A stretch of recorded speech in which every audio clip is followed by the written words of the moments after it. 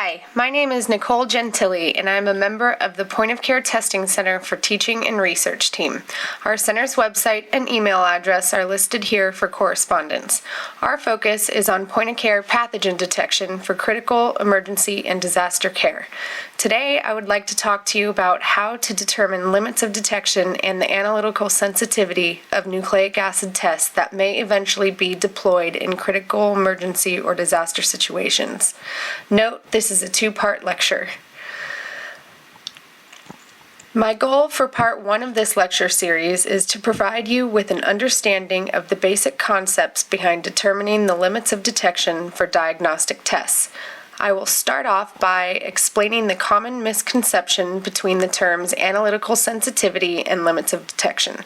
I will follow by describing the concept behind determining analytical sensitivity. Then I will focus the rest of the lecture on the concepts behind limits of detection, including type 1 and type 2 errors. Lastly, I will elaborate on the process behind determining the limit of detection, specifically by using what's called the combined approach. The proper and preferred nomenclature involving limit of detection and analytical sensitivity has been the cause of much debate. It is a common misconception that the analytical sensitivity and limit of detection are synonymous. The International Union of Pure and Applied Chemistry, or IUPAC, definition of analytical sensitivity is the slope of the calibration curve. The calibration function relates the mean of the measured concentrations to actual known concentrations. A steeper curve demonstrates greater ability of the assay to detect changes in analyte concentration. Essentially, analytical sensitivity is the resolution of the assay. Theoretically, a steeper slope indicating higher sensitivity can mean a better ability of distinguishing between a contaminant versus a true disease state. I will elaborate on this concept in more detail in the upcoming slides. Analytical sensitivity is sometimes used as a synonym for limit of detection. However, because limits of detection may well reside at some concentration below the linear range of an assay, where the calibration curve is no longer valid, this usage should be avoided. Validation documents define the limit of detection as the lowest concentration of analyte that can be reproducibly measured and reported as a positive result.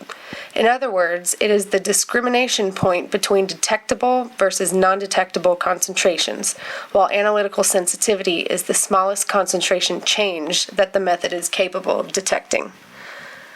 Limit of detection is the lowest analyte concentration likely to be reliably distinguished from the limit of blank and at which detection is feasible.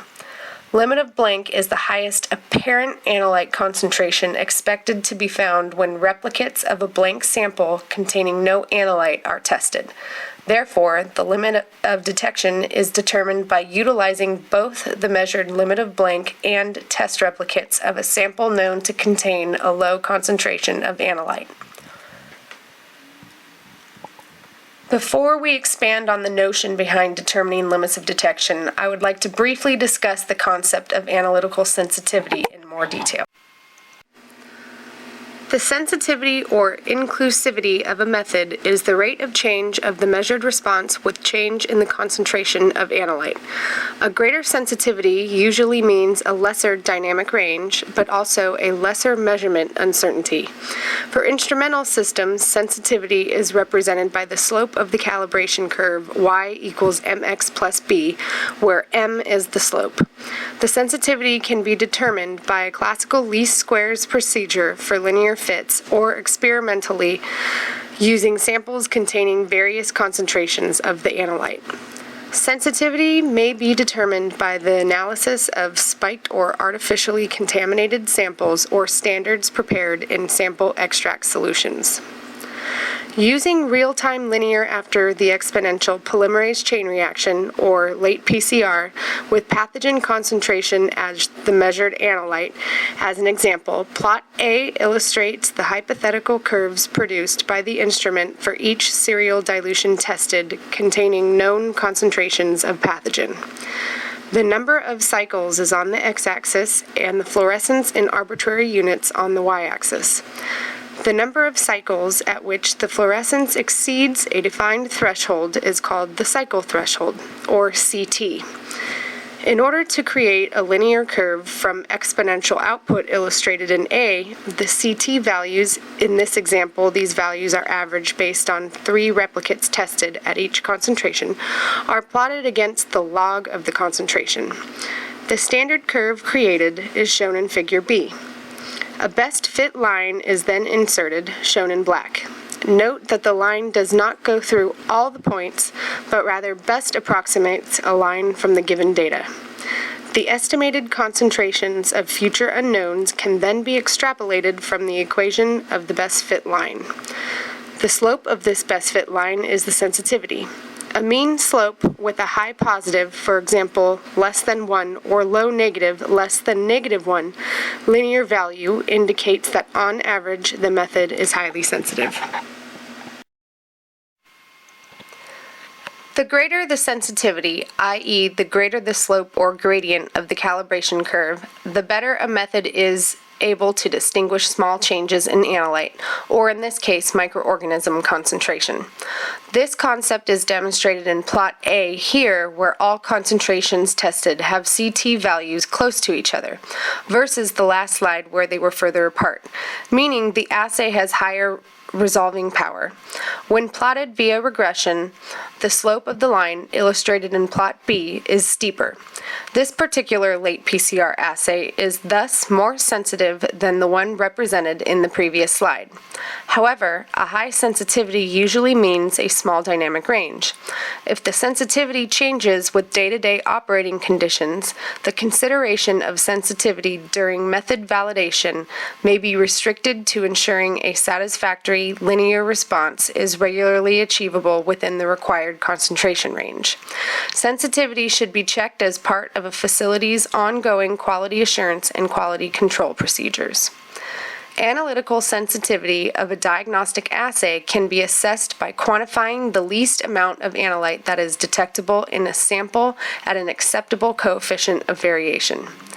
This can be done by limiting dilutions of a standard of known concentration of the analyte. However, such an objective absolute measure is often impossible to achieve due to lack of samples or standards of known concentration or activity. Another approach is to use endpoint dilution analysis of samples from known positive specimens to define the penultimate dilution of sample in which the analyte is no longer detectable, or at least is indistinguishable from the activity of negative sera. When the results for the assay under development are compared with other assays run on same samples, a relative measure of analytical sensitivity can be estimated. The main disadvantage of determining the sensitivity of an assay are that there are limitations in the shapes that linear models can assume over long ranges. There is a possibility of poor extrapolation properties, and the method is not sensitive to outliers. Now let's define and discuss the term limit of detection. Limit of detection is defined for a nucleic acid test as the lowest concentration of target nucleic acid that can be reproducibly measured. Limits of detection may be reported using units such as colony-forming units, or CFU, per milliliter, plaque-forming units per milliliter, copies per reaction, copies per microliter, particles per milliliter, CFU per reaction, etc. The units reported for limits of detection vary depending on the intended use of the assay. For example, a viral assay may report using different units than a bacterial assay. Limits of detection may be improved with serial testing, specifically when validating assays for fungal detection, i.e., performance may be improved if the assay is tested using 2 patient samples versus just 1. Additionally, destination of primer binding can impact the limit of detection. So typically, assays designed to target genes with multiple copies per cell possess lower limits of detection than those targeting single copy genes. Furthermore, the number of genomes located in the cell can impact the limit of detection. For example, if a bacterial cell is dividing, there may be 2 copies of the genome present rather than 1. This extra genome provides more opportunities for primer hybridization and increases the chances of detecting the pathogen. Let's expand on the concept behind multiple gene copies per cell. This is an illustration of a hypothetical map of a generalized bacterial genome. The red represents a single copy gene, while the green represents a gene present with multiple copies per genome, such as the 16S gene. Genes encoding the 16S rRNAs are typically organized into an operon in bacteria. According to manuscripts published in Applied Environmental Microbiology, Journal of Molecular Evolution, and Microbiology, among the bacterial species, the 16S DNA copy number varies considerably from 1 to 15. Thus, it is possible to target the high copy number gene rather than single copy gene for better sensitivity. Reverse transcriptase PCR can also be used to detect other nucleic acid targets, such as rRNA. In this case, pathogenic bacteria such as Mycoplasma pneumoniae have one rRNA operon, while the enteric bacteria E. coli and Salmonella enterica each possess 7 copies per genome, similar to the example shown in this figure. The greatest number of rRNA operons per genome known can be found among spore-forming bacteria isolated from soil, specifically Bacillus subtilis and Clostridium paradoxum, which possess 10 and 15 copies respectively. The presence of multiple copies of a gene target allows more opportunities for primer and/or probe binding. Since the chances of binding are increased, it is more likely the pathogen will be detected. Why do pathogens even possess multiple copies of a gene? Well, given the high demand for rRNA transcription and the central role of rRNAs in the regulation of ribosome synthesis, it is conceivable that the number of rRNA operons may dictate the rapidity with which microbes can synthesize ribosomes and respond to favorable changes in growth conditions. It is generally assumed that multiple copies of rRNA operons in prokaryotic organisms are required to achieve high growth rates. Additionally, researchers have reported that 16S rRNA product can reach up to 10 to the 4 to 10 to the 5 copies per cell. Thus, 16S rRNA can be a good target using reverse transcriptase PCR to further increase the sensitivity of detection. Let's talk about how to determine the limit of detection specifically for a quantitative nucleic acid-based test for pathogen detection. Blank samples signify rare cases, thereby providing a threshold where common cases will produce a positive result. Critical value is defined as the highest result that can be reasonably expected from a blank. It is the value reported by the device above which the sample can be considered as having a positive value of the measurand.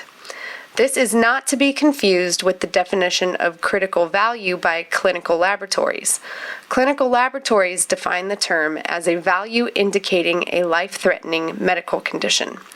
To prevent confusion, critical value in the sense of validation is defined as the response threshold for detecting a measurand as limit of blank, or LOB. The limit of blank can also be called analytical or background noise. In the figure drawn here, whole blood was collected via venipuncture from a healthy adult volunteer. The healthy volunteer is assumed to have no bloodstream infection. The blood is streaked on agar plates in replicates and incubated at 37 degrees Celsius to confirm blood sterility. Once sterility is confirmed, the sample can be considered null and used for limit of blank testing. Probability distribution density curves of repeated measurements of blanks represented by the red curve and low-level samples blue curve are shown in the figure. The figure shows a mean close to 0 with a normal distribution for the blank samples. Instruments will either convert any negative values to zero or some low positive value, or will completely suppress the result so it will not be provided as output. In this figure, the instrument reports negative values.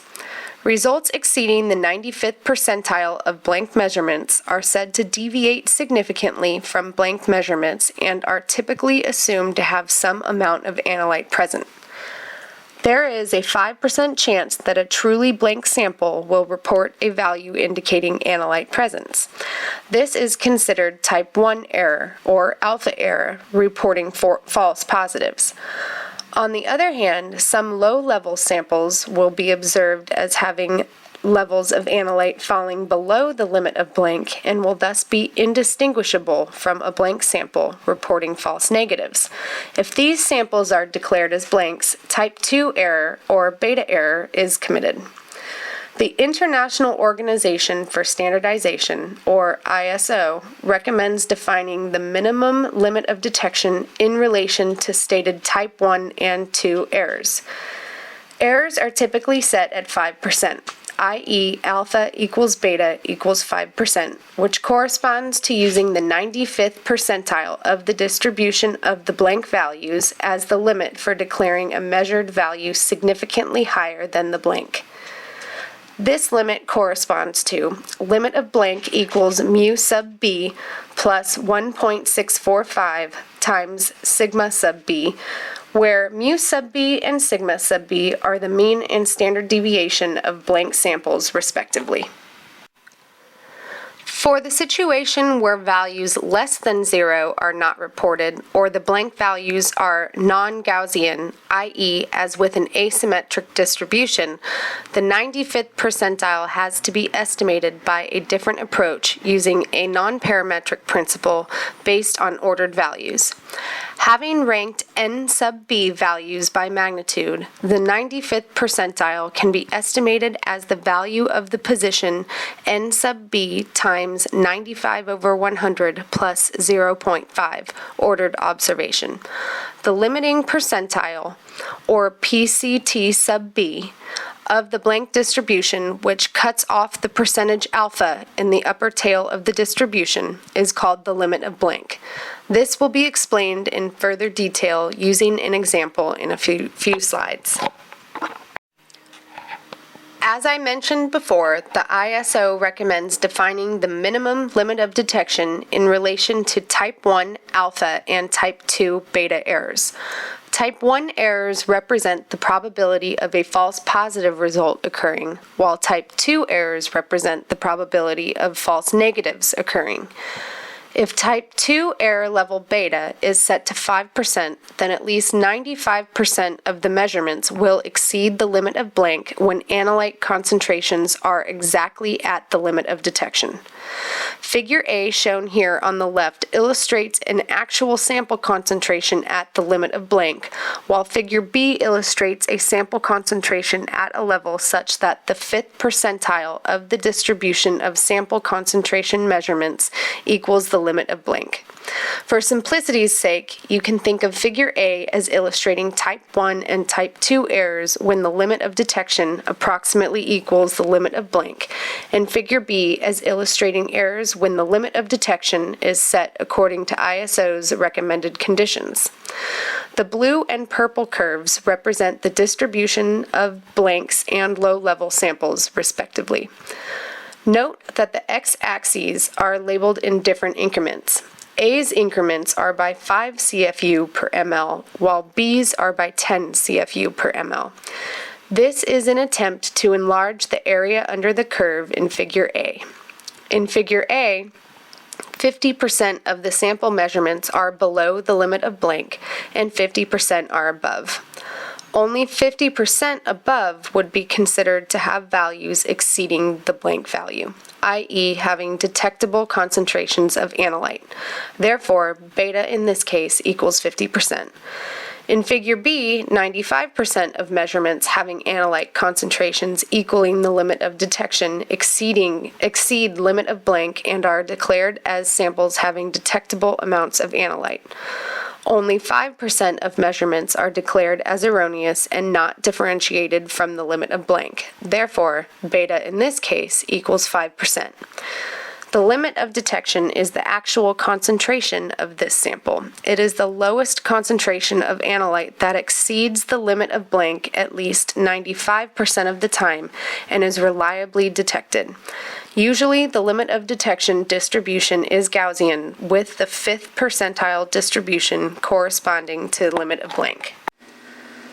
The figure shown here represents the standard statistical model for determining the limit of detection based on standard deviations of the blank sample containing no analyte, or in our example, no pathogen.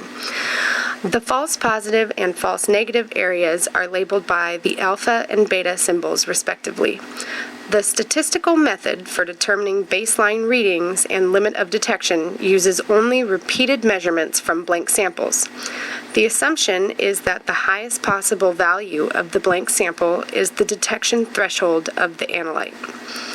In analytical chemistry, the limit of detection is determined by adding 3 times the standard deviation to the mean of blank measurements as shown here.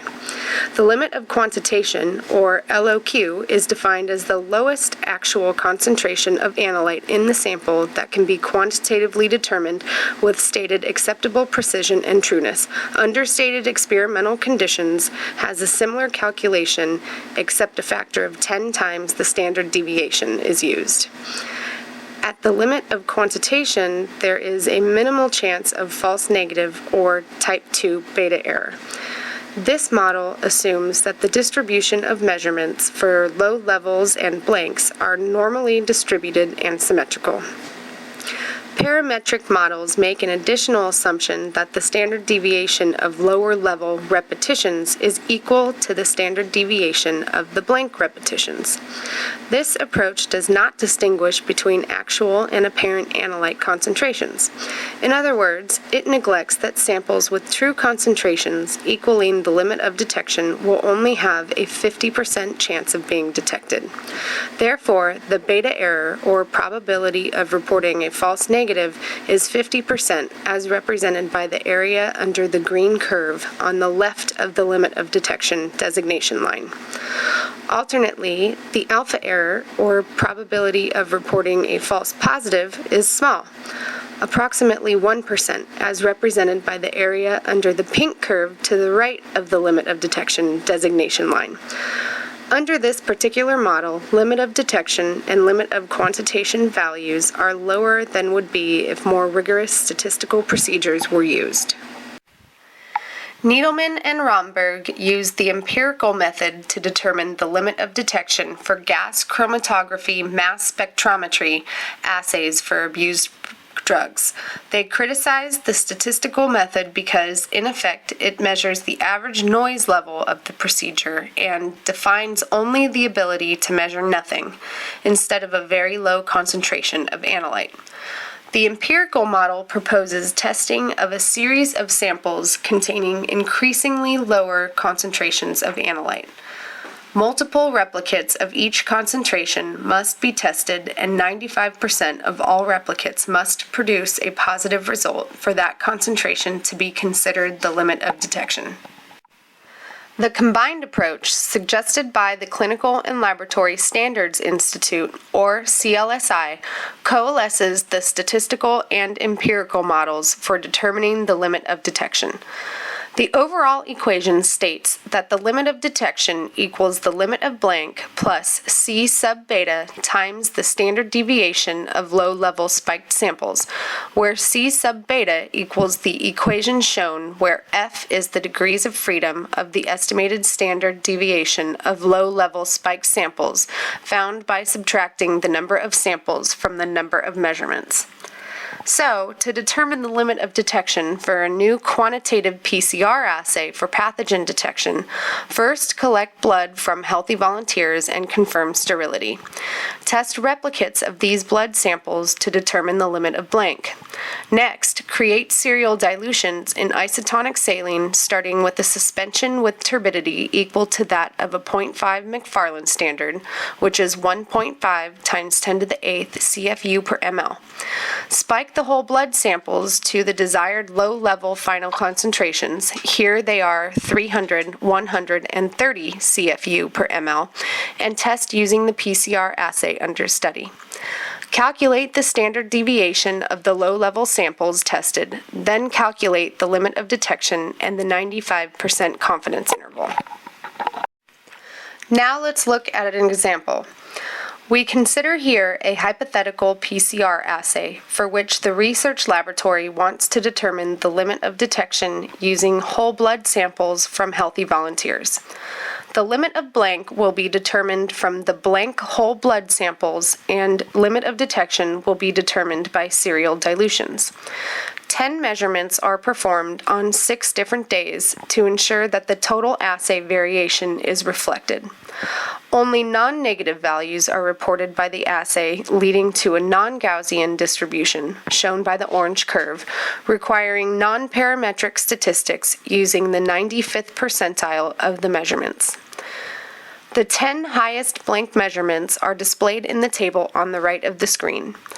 The 95th percentile corresponds to the 95.5 ordered observation according to the equation for the limit of blank, where limit of blank equals 60 times 95 over 100 plus 0.5. Linear interpolation between the 57th and 58th observation yields a limit of blank estimate of 10.15 CFU per ml. The figure on the left represents recorded distributions of 60 blank and 60 low-level sample measurements for the hypothetical PCR assay.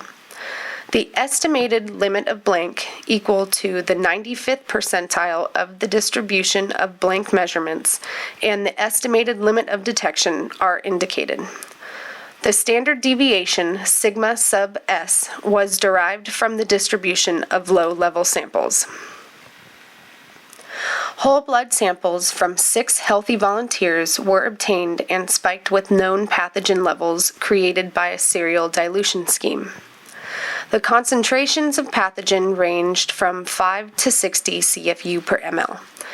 The chosen range is based on parameters established by current commercial devices and clinically relevant thresholds. It is assumed here that one sample was obtained from each of the 6 subjects and that each sample was assayed 10 times, making a total of 60 measurements.